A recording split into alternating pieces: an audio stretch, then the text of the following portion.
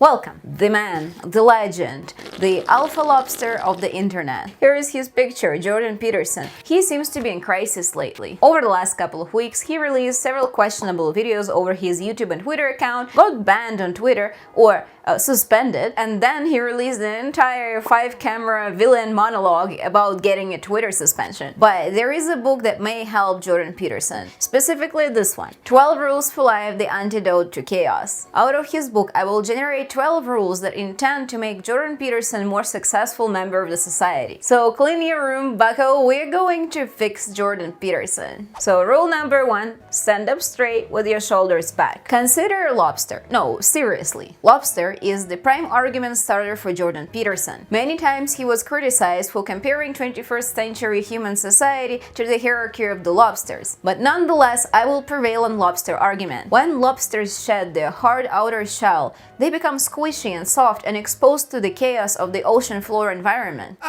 But without shedding, the lobster cannot grow. In the first chapter of his book, Jordan Peterson teaches us about order, and he completely forgets about chaos. According to his own book, chaos is a feminine creative power. In the absence of the chaos, there is no growth and no change. Jordan Peterson seems to be stuck in his former ideas. He is like a lobster who refuses to shed for a really long time and doesn't grow anymore. So I'm changing rule number 1 for Jordan Peterson to embrace the chaos. Rule number 2. Treat yourself like someone you're responsible for helping. Jordan Peterson admits, or at least he used to, that he is not the perfect person. He disappeared into the addiction cycle and complicated treatment between 2016 and 2020. By the way, 12 Rules for Life was released in 2018, that's 2 years into the addiction cycle. Centuries ago, all-day philosopher Epictetus said, "Don't explain your philosophy, embody it." And I do find rule number 2 from Jordan Peterson to be necessary and humble. But the fact that he himself, as the public intellectual, or whatever you want to think of it, doesn't follow his own rules is disappointing to me. Addiction is no joke, but the expectation is different for the person who wrote at least 2 books about motivation and responsibility. Not only Jordan Peterson went into the addiction cycle, he also returned after the treatment, blaming everything, like medical doctors and system, everything but his own self. But at the time, my job was threatened, like actually. Right. Yeah. And my clinical practice was threatened. And the Canadian Revenue Agency was after me all at the same time. This book has 350 pages that mostly talk about personal responsibility. So if the author himself cannot follow his advice, who would? And more importantly, who should? So I'm changing rule number 2 for Jordan Peterson. Don't explain your philosophy, embody it. Rule number 3.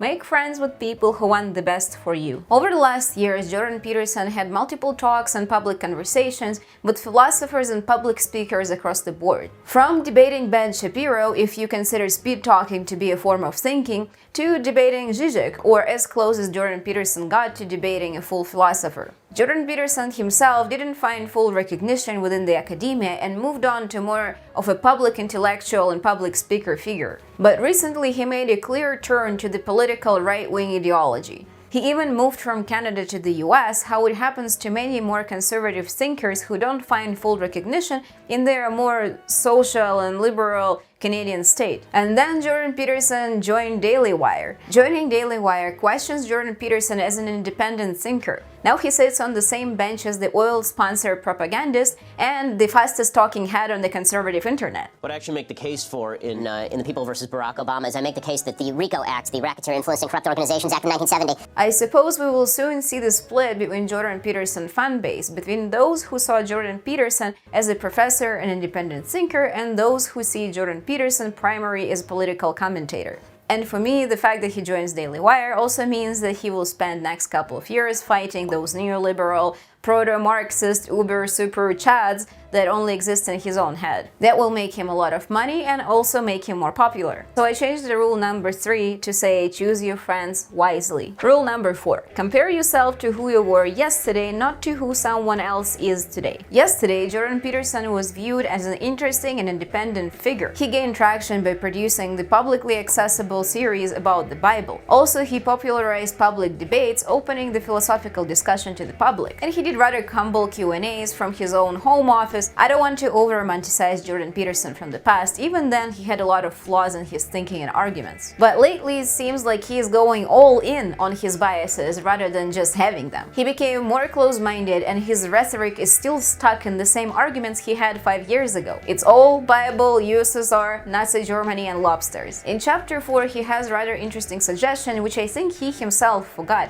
that winning doesn't equal growing. And as his popularity is going up, I can see him winning, but I don't see Jordan Peterson growing. So that's exactly the change I'm making to rule number 4. Concentrate on growing, not winning. Rule number 5. Do not make your children do anything that makes you dislike them. And this is another chapter that primarily concentrates on structure and order. And order is good. But I want to question one thing that is pretty sacred for Jordan Peterson. Does Jordan Peterson really understand Carl Jung? If you think pompous discussion of Jordan Peterson about chaos and order and archetypes is in any way unique, you need to check out Carl Jung. Jordan Peterson actually has the other book that nobody reads, that's Maps and Meaning. Maps and Meaning is a continuation of the teachings of the Jung. Carl Jung is responsible for such terms as archetype, shadow, introversion, extroversion. For the sake of this chapter, I want to concentrate on the shadow or chaos. Shadow is the darker side of self. It's the underworld, the evil brother, meeting our demons or wrestling with the demon in the words of Jordan Peterson and other Jungian philosophers. One thing that Jordan Peterson doesn't discuss in his book is that both order and chaos have a shadow. Many times throughout this book, Jordan Peterson compares Nazi and USSR states to chaos. But this is not true. Those more authoritarian governments are just the shadow of the order. The states where the government overpowers the control over its populations are too much order,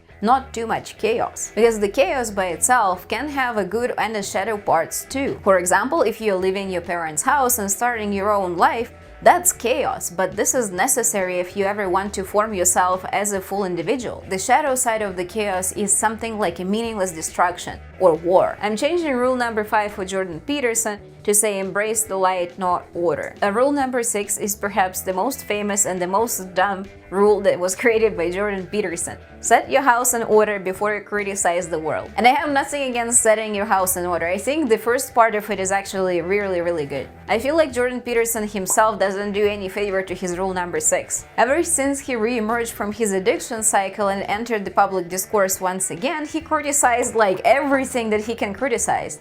Jordan Peterson seems to re-emerge more pitiful and angry in constant fight with left-wing ideology that he himself can't pinpoint. He seems to be fighting many institutions and power such as academia or medical field or even governmental structures. But you know, I don't think the person who spends 4 years battling addiction has their house in order. So if his own house is not in order, why is he criticizing the world? And also, if those post-liberal neo-Marxists are in power in the institutions in the government today, doesn't it mean that Jordan Peterson should instead concentrate on setting his own house in order rather than criticizing the powers? So I've just changed this rule to don't make rules that make no sense. Okay, we're halfway through. And rule number 7, pursue what is meaningful, not what is expedient. This is also my favorite illustration in the book. And rule number 7 goes back to rule number 2.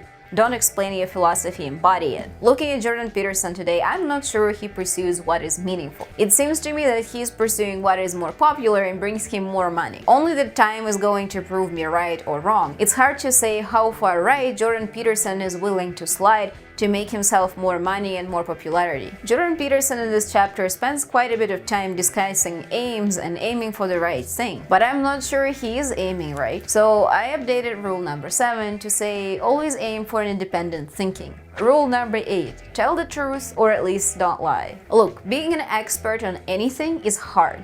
Being an expert on everything is impossible, but that's what Jordan Peterson tries to do lately. Recently, Jordan Peterson released an interesting video that talks about the war in Ukraine. As you know, every populist psychologist is qualified to do commentary on the geopolitics of Eastern Europe. The video was criticized widely from many sides, and I'm not going to go into the details about it. It is also the case that Ukraine has immense and relatively recently discovered, circa 2010, petro resources of its own, particularly around the Caspian Sea and in the northeast. I think telling the truth and not lying is the valid advice. But another advice that Jordan Peterson seems to forget is that it's okay to just not know something. And I changed rule number 8 for Jordan Peterson to be, say I don't know. Rule number 9, assume that the person that you talk to knows something that you don't. Since the old days, Jordan Peterson relies a lot on the arguments from Nietzsche, Dostoevsky, Solzhenitsyn, and somehow he chooses to ignore all the socialist, liberal, and anti-state views that those authors had.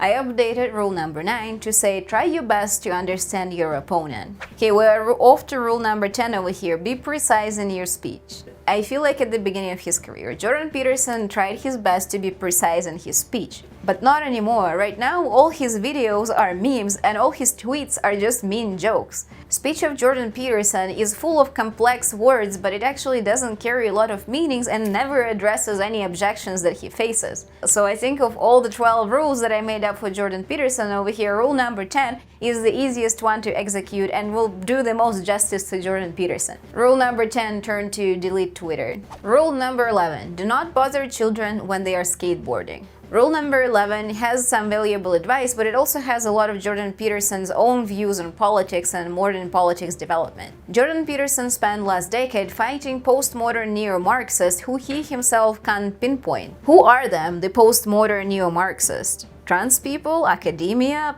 Politicians? Answer is easy, it's nobody and everybody at the same time. If you don't define your target, it is very easy to point in all directions. Jordan Peterson was raised in a time of Cold War, and even in his book and in some of his lectures, he admits that he was terrified by the Cold War. But Jordan Peterson is like delusional traumatized soldier who keeps fighting in a war that doesn't exist anymore. To keep the fight going, he extracted his enemy and placed it onto every public institution or figures that he can come up with. Like vultures, they're circling above Jordan Peterson's head day and night, and he fights with full vigor. So I changed the rule number 11 for Jordan Peterson. Before you fight the enemy, check if they are even real. We're on to the last one, rule number 12, pet the cat when you encounter one on the street. This chapter is in part about cats, but more importantly, it's about pain. According to Jordan Peterson, pain and suffering give our life meaning. It is strange to me that Jordan Peterson, as the fan of Jungian philosophy, chooses pain for this chapter. The thing is, pain is just the part of the hero's journey. Hero's journey kinda goes like this. You have a hero who has a calling.